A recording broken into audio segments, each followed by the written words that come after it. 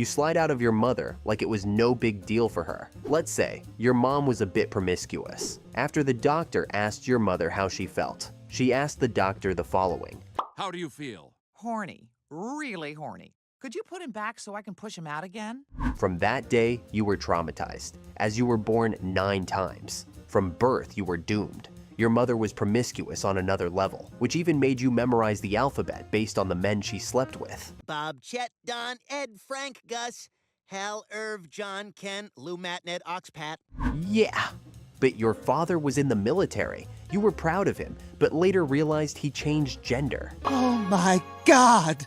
After all the trauma, your whole life consists of basically you showing up, saying or doing something filthy, making it awkward, and then you just vanish. But when you aren't being filthy, you mess up so bad, it's indescribable. Even if you think you're doing good or no harm, you mess up. But for some odd reason, you never get the blame. So, a disappointment. That's how everyone sees you. You are known as one word. Giggity, giggity, giggity, giggity. That's your entire identity. You are Glenn Quagmire, pilot, womanizer, and, unofficially, the most emotionally broken man in Quahog. The world sees a guy with 1,000 dirty jokes, but what they don't see? The trauma and pain behind the Giggidy Mask. You didn't choose this life. You were programmed into it, warped by a childhood no one should survive, and trapped in a present where no one takes you seriously. Your friends treat you like background noise. Your relationships, wreckage.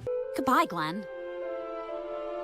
And deep down, you know the truth. You're not happy. You've never been happy. And worst of all, you don't think you ever will be. The list of why it sucks to be born as you could be infinite. But I will tell you the worst reasons why.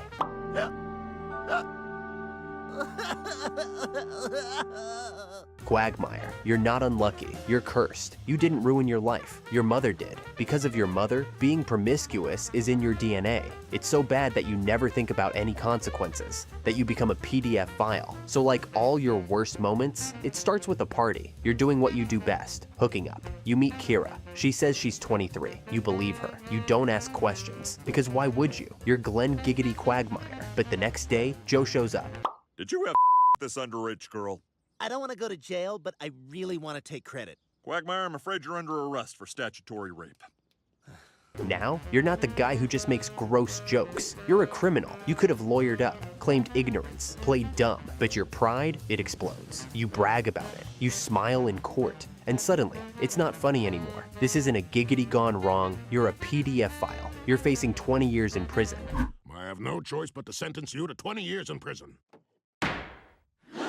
And then she walks in, your mother. You haven't seen her in years. Now she's clean, polished, born again, religious. She tries to stop you from going to prison, but this is the same woman who left you alone as a child to entertain, cycled through boyfriends like drink refills, and now she's here trying to help you by being religious. And ask that you not sentence my son to jail, but instead release him to my custody so that I, with God's guidance, can rehabilitate him. No actual support, no apology. You get some time from the judge to prepare to go to prison for 20 years. You sit at home with all the people you know and start blaming your mother for everything. So finally, your mom feels bad and tries to fix the situation. Fast forward, you're standing in front of the prison, ready to throw away 20 years. And suddenly, you walk free. Not because you're innocent. Your mom saved you. She used the skills of her past on the judge, if you know what I mean. And the worst part is, she didn't do it once, but twice with the judge. Mom, did you? Yep, twice. So you're saved from prison, but everyone now knows you are a PDF file. You didn't get punished for it, and Peter explains this situation in the best way possible. Quagmire got away with it and learned nothing. That's great. This episode didn't just reveal your past, it confirmed your present, because once again, the world laughs it off, but you will carry it. Every day, the shame, the humiliation. So you go back to your house, your parties, your hookups, because that's all you know.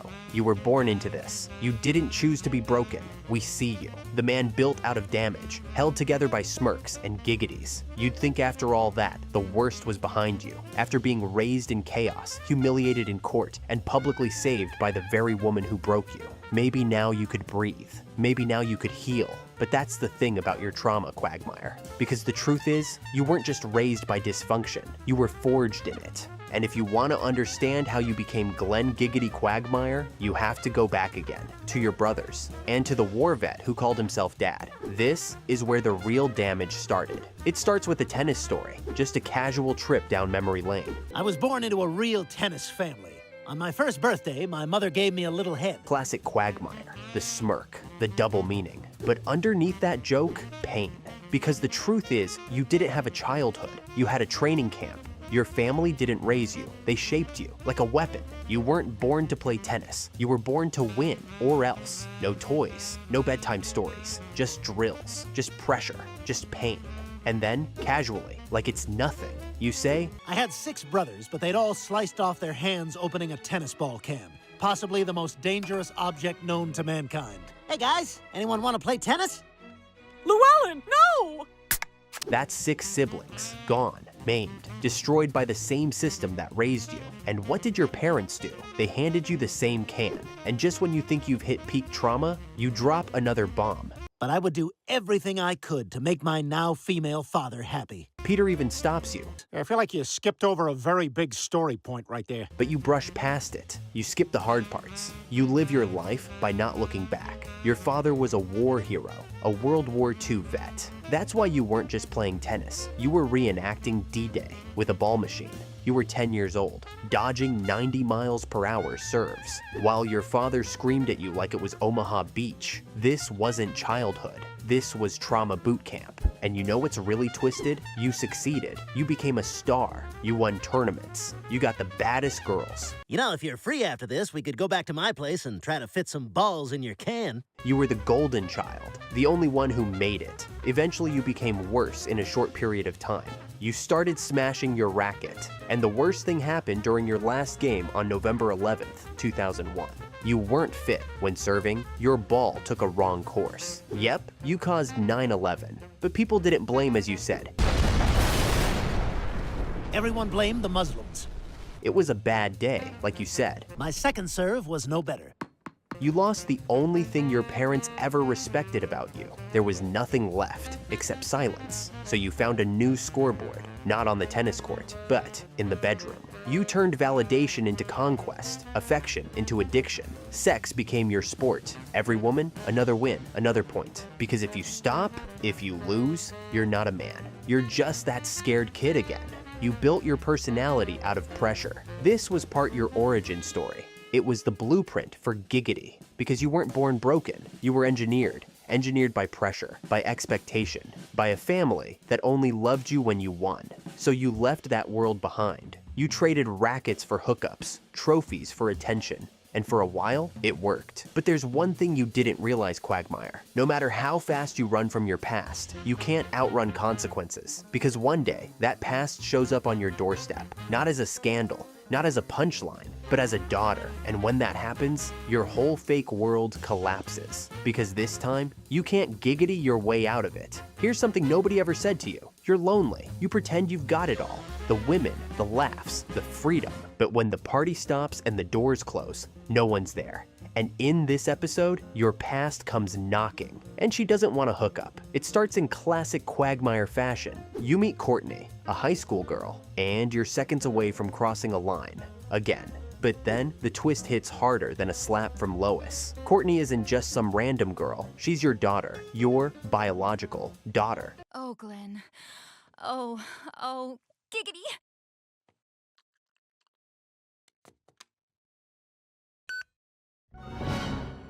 What is it, Glenn? What's wrong?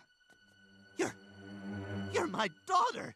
Oh my God! Suddenly, you, the guy who never remembers names, never thinks about tomorrow, is staring face to face with his future, and she's not going away. So now, she's staying with you. You, the guy who keeps socks in the microwave and restraining orders in alphabetical order. You're now a parent, and it's not funny, not even a little. You try to play it cool, make it a weekend thing, but you're falling apart from the inside. You take her camping with Peter and Meg, trying to do the dad thing. Tents, marshmallows, quality time. But then you get lost in the woods. And when the pressure hits, you finally break. You admit it. You're not ready for this. You don't know what you're doing. You never wanted to be a dad. Dad, I'm sorry. I didn't. I'm not Dad! I'm Quagmire! Glenn Quagmire! Giggity Giggity! This isn't just discomfort, it's terror. Because this isn't a hookup, this is a lifetime. And it's the one thing you can't charm your way through. Courtney doesn't want a giggity, she wants connection. Courtney isn't here for a good time. She's here because she has no one else. Makes the two of you, Peter, Joe, and Cleveland, they're not your family. They're drinking buddies. They disappear when it matters. But with Courtney, your daughter, you have someone that actually wants a real connection. You're lost and don't know what to do. The irony? This whole situation came from your carefree lifestyle. That same lifestyle you wear like a badge of honor. No commitment, no regrets. And now, you being 61, it's catching up with you. Courtney isn't a punishment, she's a consequence. You're standing in the middle of your own wreckage. Everything you thought mattered, burning. Your freedom, scorched. Your ego, ashes. And for the first time, you want to save something. Not for a laugh, not for attention, but because this girl might be the only good thing you've ever created. But here's the tragedy. You don't change. She leaves and you go back. To the bed, to the hookups, to the echo chamber of laughs that don't mean anything. But now, the silence hits different. So now you know what you're missing. Not the hookups, not attention, connection. But yeah, you keep on saying giggity. You got a glimpse of real love, and you let it walk away again. But the cracks are getting harder to hide. The mask doesn't fit like it used to. Because the truth is, you're spiraling. And when people finally stop laughing, when the neighborhood stops looking the other way, you don't just lose the little respect you still have. You lose everything. And that brings us to your lowest moment yet. At some point, you have to ask, how far would you go just to be accepted? In Blind Ambition, we finally get the answer. You don't just cross a line, you sprint over it, trip on your own shame, and nosedive straight into social exile. It starts with a bathroom ceiling. You're literally spying on Lois from above, like some perverted Batman. Except instead of stopping crime, you are the crime. You fall through the roof. Would you just sit down and go to the bathroom already? Get caught, arrested, and then Joe lets you off the hook. But this time, the real punishment, it doesn't come from the cops. It comes from everyone else. The women of the neighborhood have had enough. Lois, Bonnie, Loretta. They start a petition to get you kicked out of the neighborhood. Not teased, not scolded, removed. You're not just seen as a creep, but as a threat. Your own neighbors, the people you drink with, hang out with, wave at while mowing the lawn, want you gone. Even Peter, your best friend, defends you with, Quagmire's a good guy. He's just a little mixed up. that's not defense. That's a pity plea. And worst of all, you believe it. Because deep down, you know, you're not just a little mixed up, you're broken. So, they give you a choice. Fix yourself, or leave. So how do they plan to help you? Not therapy, not support, electric shocks. Peter and the guys strap a dog collar to your neck and zap you every time you look at a woman. Like some kind of lab experiment. You flinch, you sweat, you try to resist, but it doesn't work. Oh, God. Dead kittens. Dead kittens. Old nuns. Really old nuns. Renee Zellweger. Oh, there we go.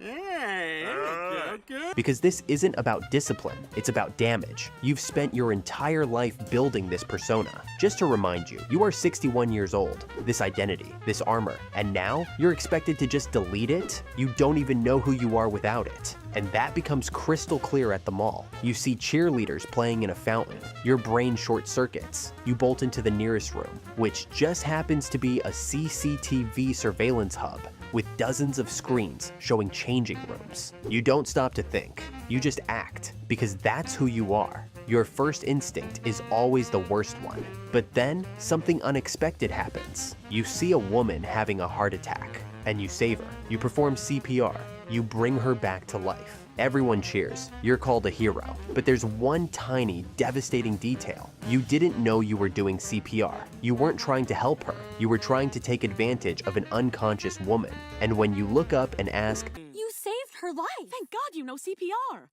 What the hell's CPR? that's not a punchline.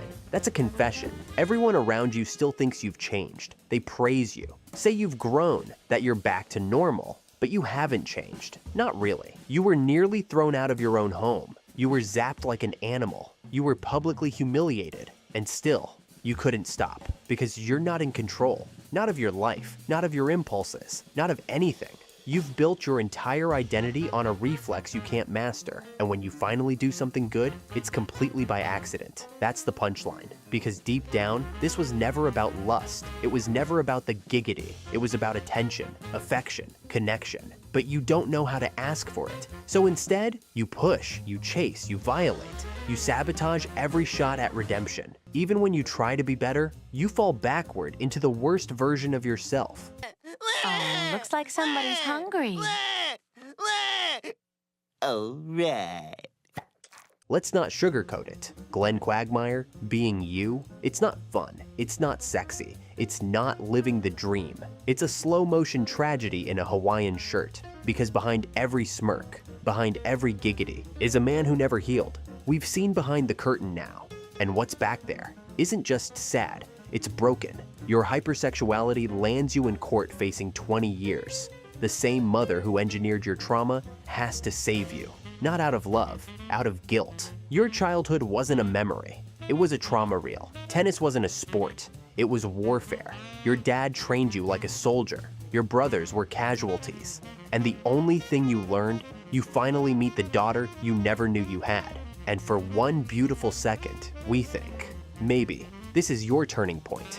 But you can't change. You're so emotionally stunted, so disconnected from intimacy, you let her walk away, like everyone else. And then comes your neighborhood, your friends, your so-called community.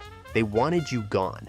And even when you accidentally save someone's life, it's not redemption. It's a joke you didn't even mean to tell. Because here's the brutal truth. These aren't random events. They're a pattern. You're not free. You're not wild. You're not just misunderstood. You're trapped. Trapped in a persona you created to survive. Trapped in habits you don't know how to quit. Trapped in a cycle of rejection, shame, and loneliness that repeats again and again, just with different outfits and punchlines. And the worst part? You think it's all you've got. That Giggidy Mask is who you are. We know what's happening. You're crying behind a catchphrase. You will always be stuck. And that, Glenn Quagmire, is why it sucks to be you.